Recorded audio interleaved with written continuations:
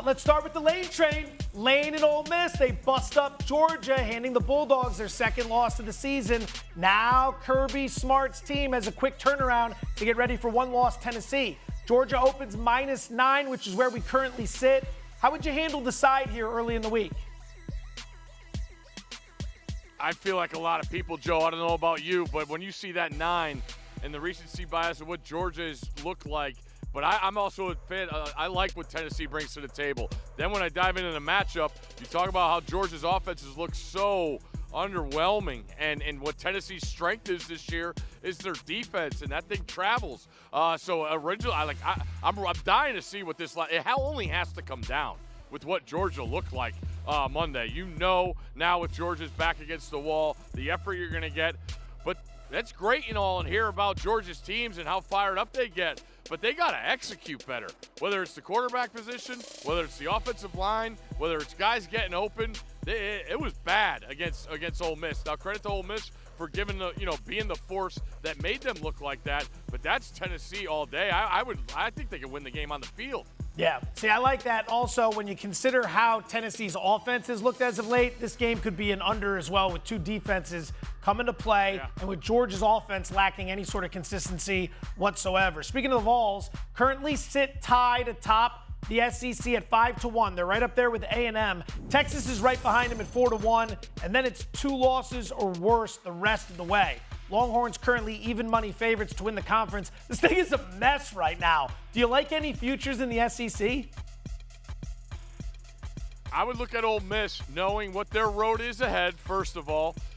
We talked all preseason about how, preferable their schedule was when you stacked it up to other teams. But they're obviously going to need some help. You would need Texas to win out and everybody else maybe lose another besides Bama, and then go with your power wins. But Bama's got 2 good wins now with LSU. You obviously need some help, but Ole Miss would be a team that I would look at in that circumstance. I can tell you I'm definitely not looking at the top of the board. Texas sits up there by virtue of a preseason ranking, and that's it. One game, it was against Georgia, it was at home, they looked terrible, and that's it. A&M could catch them in the last game of the season and flip this thing upside down even further. All right, to the Big Ten. Undefeated Indiana wins by 5 over Michigan, moving to 10-0 on the season. Now a bye week, followed by Ohio State. Indiana to miss the playoff was plus 170 last week. It's doubled up. It's plus 340 today. Does a bad loss to the Buckeyes knock them out? Because plus 340 is looking good.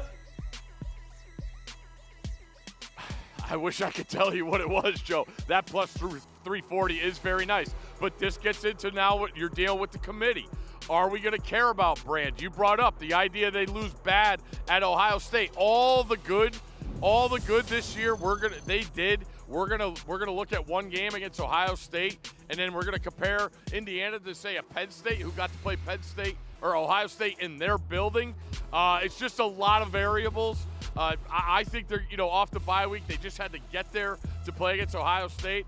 I don't see them getting blown out as of right now, but the plus 340 for the people that believe in this brand thing, and the committee's going to look at the brand.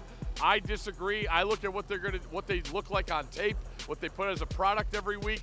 I believe they're going to make it. So I would, even as juicy as that looks, it is pretty enticing. I would say I'm not touching it. Based on where they put them in that first ranking, I think the committee's sending a clear message about the strength of schedule, brand name, all that stuff.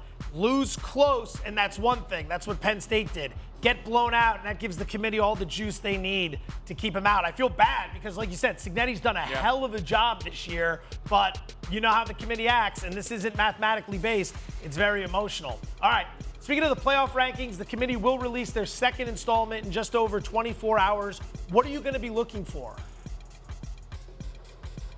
Of everything, because of what happened this week in the losing to Georgia and Miami. How far do they drop?